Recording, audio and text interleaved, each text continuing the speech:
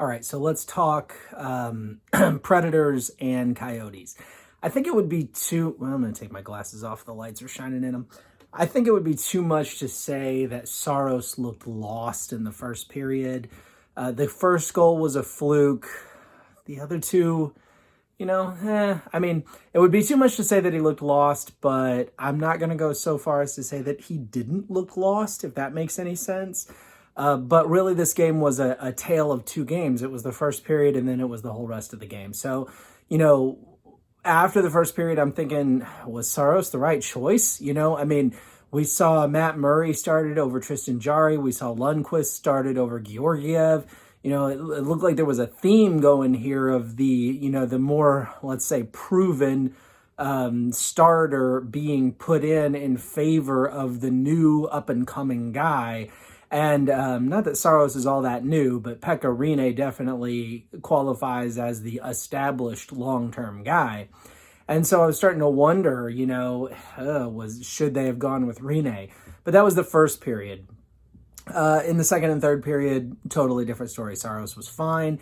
He did see quite a few shots in the game. I believe he saw 35, I want to say. I should have written that down, but I'm not real good at writing that stuff down. I think I'm going to remember when I start doing the video, and then I don't.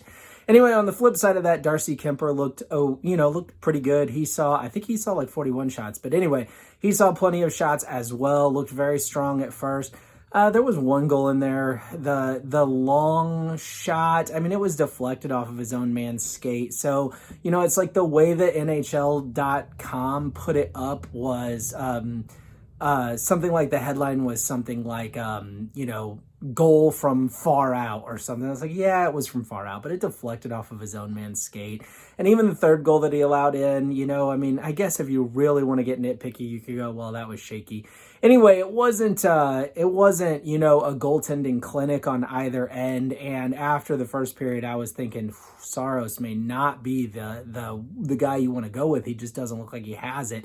I felt like he was just not tracking on time. Like he was just a little bit behind the play, just a tiny little bit. But you know what? That went away. And I mean, let's face it, these guys have had a long time off. Probably have some nerves involved and that sort of thing. Everybody handles these situations differently.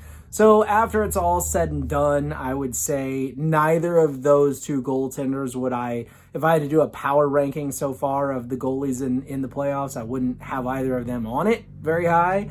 But also I'm not going into the next game going, oh my gosh, what are we going to do if I'm a fan of either team? They're both just fine. So we'll see what happens. But Coyotes take a one-game lead in that series, and we'll see what they can do in Game 2. Thanks for watching.